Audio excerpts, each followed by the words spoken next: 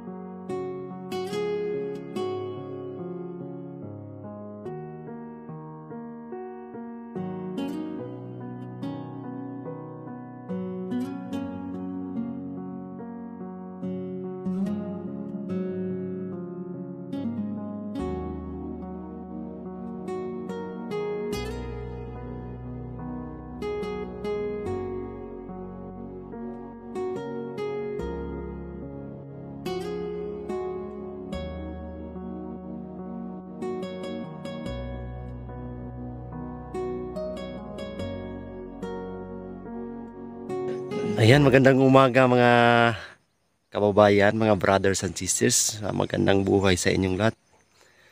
At ngayong umaga mga kababayan ay nautusan po tayo na i-charge yung aming Starlink. Ayan po.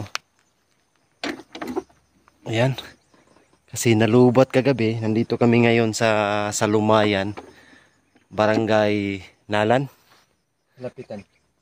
Salapitan. Oh. Ayan, Barangay Salapitan. Dito sa... Halapitan. Halapitan. Dito sa San Fernando, Bukidnon po mga kababayan.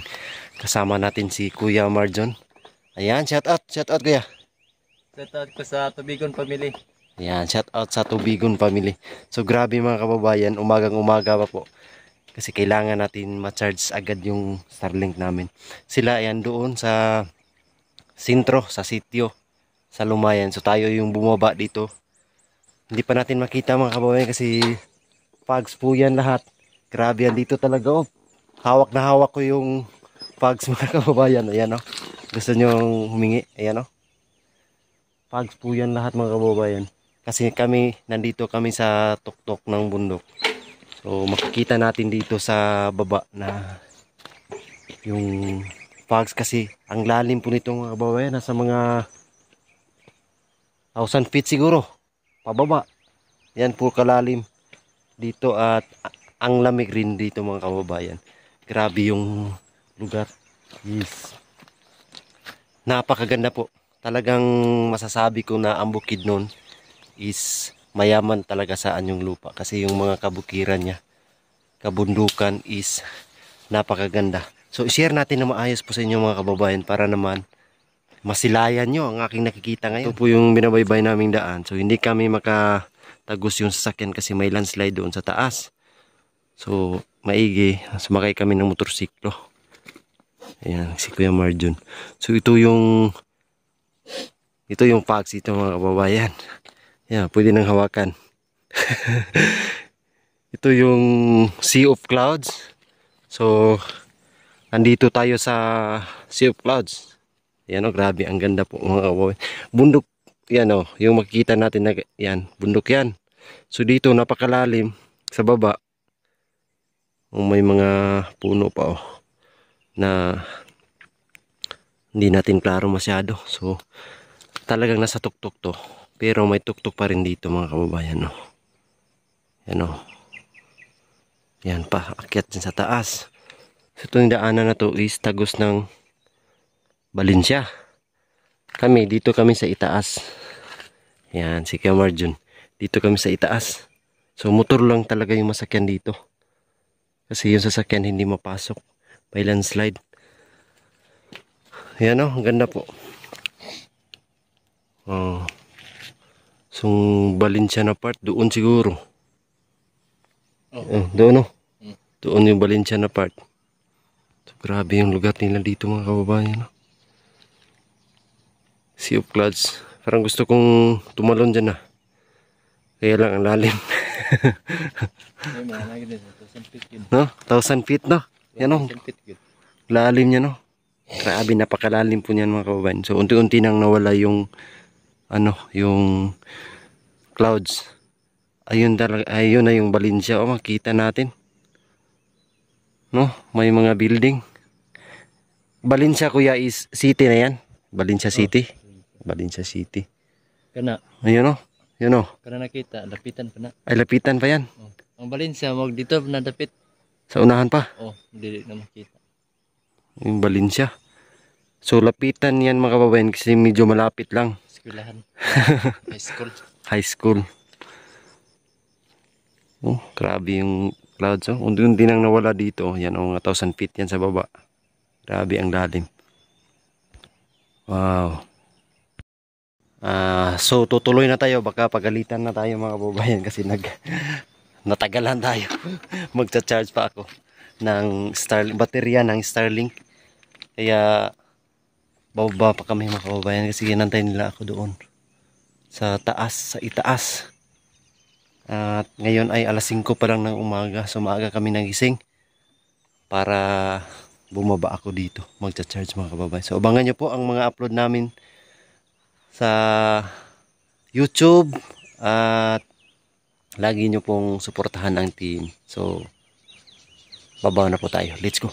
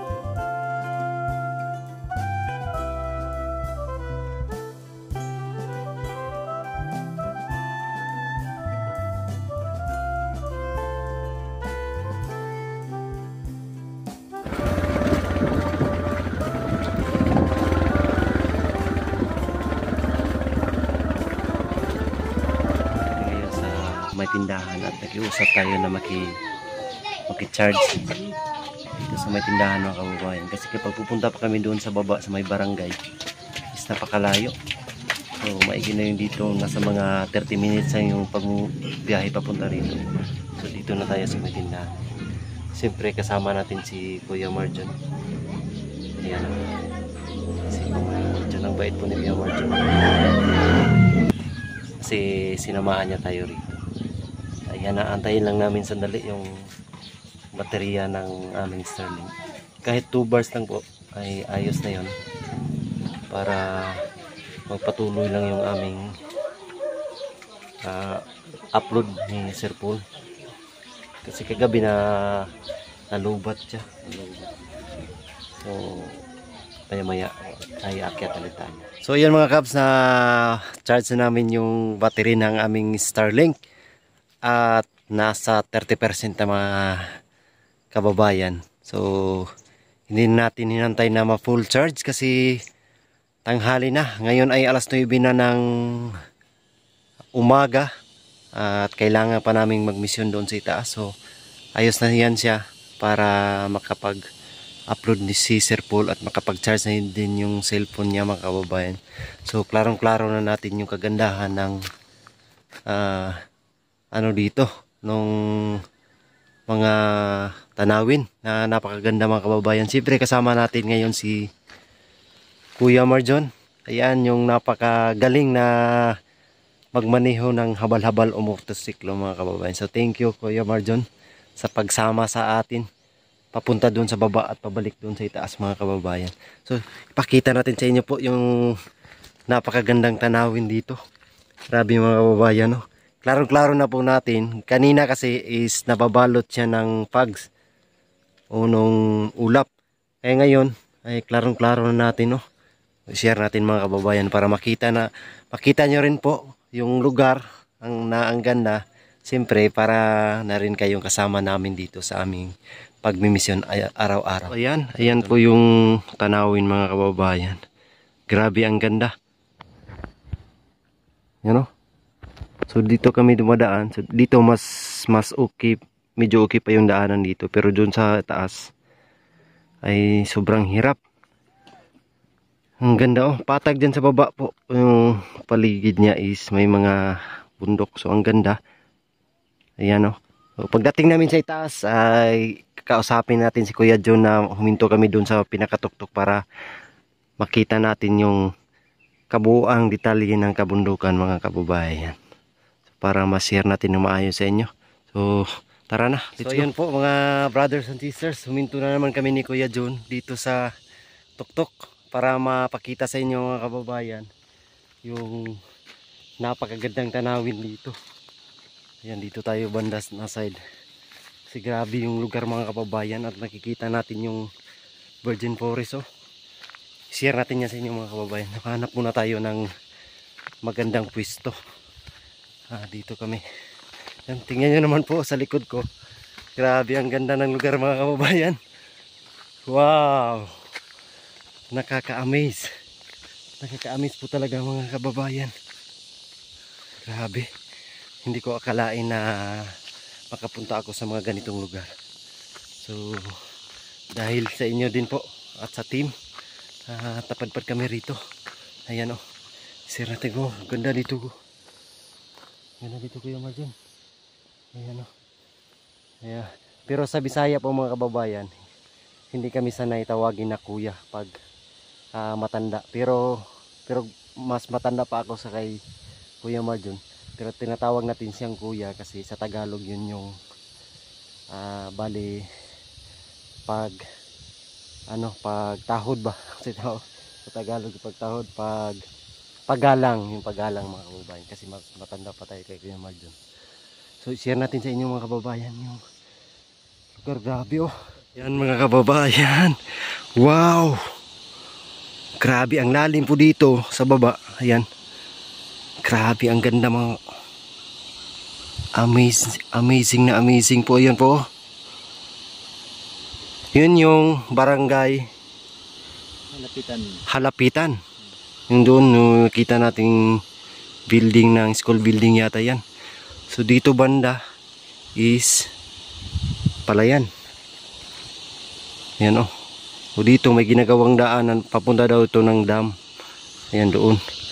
So dito na side ay yung yung kabundukan or tawag nitong lasang o sa Tagalog is kagubatan. Yan mga kababayan oh. Marinig natin yung daloy ng tubig. Grabe. Yan oh. Kita nyo po yan mga kababayan. Grabe ang ganda po. Ganda ng lugar nila dito mga brothers and sisters. You know. So may part po talaga na hindi tutubo yung mga puno-puno. Kaya po nito mga kababayan oh. Ayan oh. Walang masyadong puno. So dito na part, ayan oh, ang daming mga puno. Punta doon. Makikita natin na ang dami pang mga puno dyan. Hanggang dito. So ibaba may ilog. So dito na side naman ay ayan tuktok. Tuktok po yan dyan mga kababayan. Grabe. Grabe ang ganda po. Grabe ang ganda dito Kuya John. Kuya John yung tawag ko sa kanya kasi yun yung maikling tawag ng Marjon. Si Kuya Marjon. Ayan.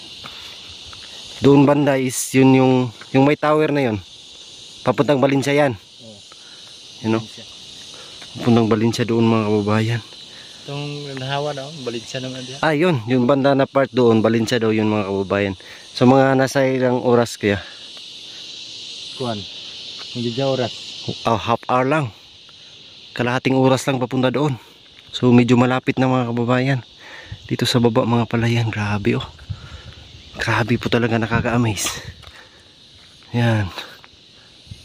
Wow. Grabe. Na-miss talaga ako sa kapaligiran, sa likha ng ating Panginoon. Grabe, ang ganda po talaga. Oh. Dati sa libro ko lang 'to makikita, pero ngayon andito na sa harapan ko. Na may ganito pa talaga mga kababayan. Ano? Ang layo kasi nito. Ang layo ng lugar. Oh, grabe. Wow na wow. Parang ayaw kung alisin yung paningin ko dito ba. Grabe po talaga mga kababayan. Oh. Nakaka-amaze. Yan. Pero kailangan na natin talagang umakyat doon mga kababayan, kasi hinintay na tayo ng ating mga kasamahan doon. Si Ralph, si Mang Ili, si Madam Yula at syempre si Sir Paul po mga kababayan. Andun na sila. Panigurado na migay na sila ng tulong doon. Yung mga packages na dala namin, pinamahagi na nila doon. So kailangan natin umakyat. O ngayon ay nakuha na natin to. So andito na sa memory natin at sa video po natin mga kababayan, na ibahagi sa inyo ang ganda ng lugar dito. Nanginginig yung kamay ko ba sa paghawak ng baterya, kasi napakahirap ng daanan. Oh, grabe po. I hope na nag-enjoy kayo sa pinamahagi natin ng mga tanawin po mga kababayan. O, abangan nyo po ang mga kaganapan namin dito sa pagpunta sa Lumayag. Ayan ang mga kababayan, abangan nyo ang kaganapan namin dito sa sitio sa Lumayag, sa part ng Bukidnon. Grabe, ang ganda po.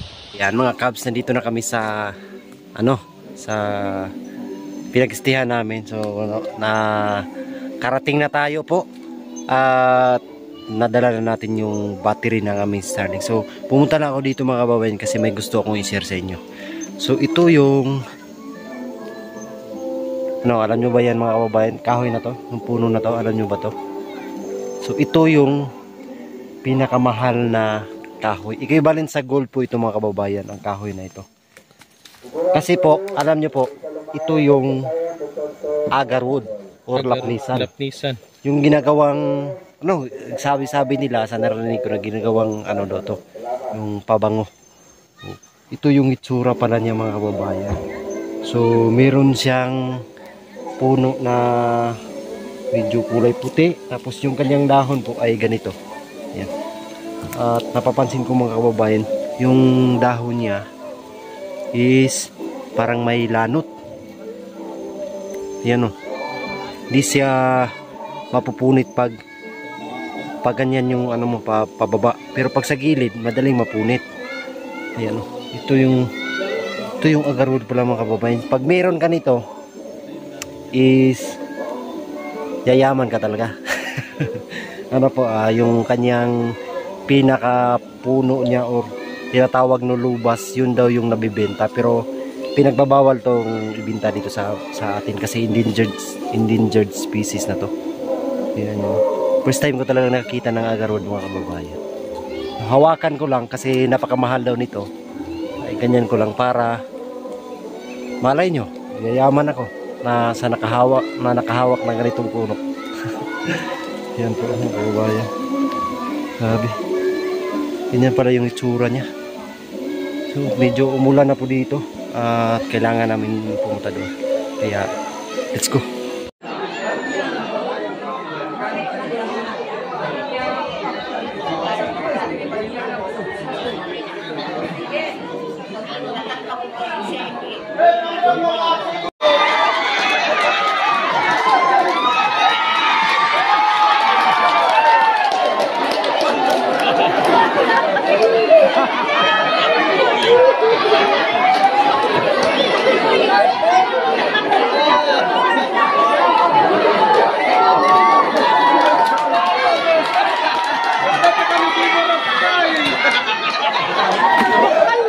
Sino ka dyan? Ako si Ivana.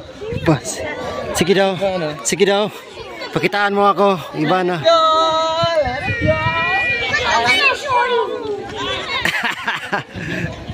Bastos. Ayan, ayan.